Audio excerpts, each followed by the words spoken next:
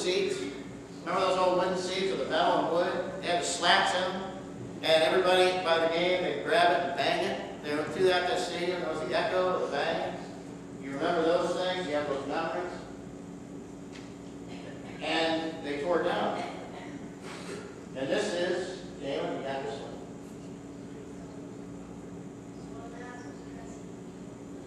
Progressive Field, it was in Jacobs Field.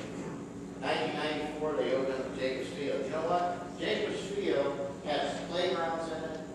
It's got places where you can throw balls. It's got all sorts of stuff in there that doesn't have anything to do with baseball. But you know what I learned how to do at Memorial Stadium was to have a baseball field in my head. And anytime I went into a farmer's field or an orchard or an empty lot in a city, I could lay out a baseball field. I knew where left field was. I could find a tree or a pole. I knew where right field was. I could find a tree or a pole. I knew where home plate was, and I could set it out wherever it was. And I knew where it was going. And I took baseball out into my life, and it was a part of my life. And when I went there, it was just a focus for my life. And in the same way, for each of us in our Christian faith, the church is a focus for our life, but we have to take it out into the world. We learn things there. And the church isn't the building, the church is the people.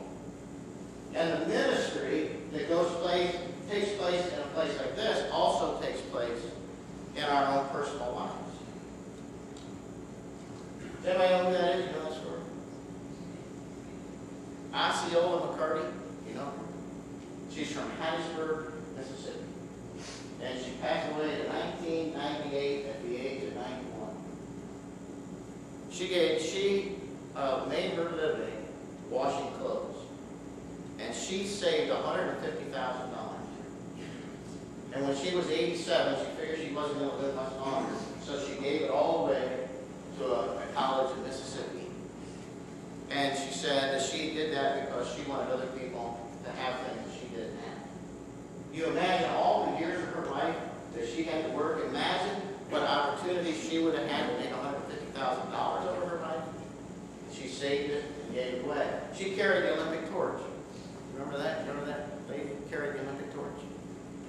She was able to push the button that lowered the ball on Times Square that year when she gave that money away.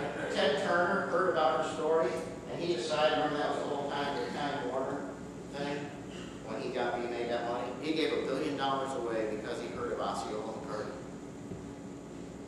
She went to church every single Sunday. She knew what it looked like, and she laid that out in her personal life.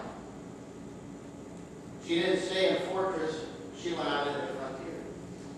That's one of our main points this year, is that you have to choose the frontier over the fortress.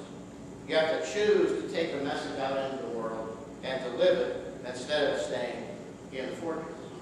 She understood God's economy. So we get back to that word, thus saith the Lord. When we look at the needs of our community, when we think about all the wonderful things that have happened here in this place, we can look around in the pews and we can see people who have taken the message out into the world. We say, thus saith the Lord. The world has a lot of shifting values and a lot of ideologies and a lot of things that are uncertain. And sometimes we wonder, when we look back at a prophet like Haggai, what in the world can a guy from back then teach us about today? But he knew community, and he knew that communities need a focus. And this was the prophecy that he gave them in that day. Because he knew that people need a focus. They need something to look to and to have a guide and model when they take it out into their own personal lives. And we can remember so many people who were part of this congregation who did that very thing. And so, the prophecy of Haggai is the same prophecy that we have today. We have that great message, thus saith the Lord. Is there a word from God? Is God still speaking? And we say yes. The same words of the prophet Haggai.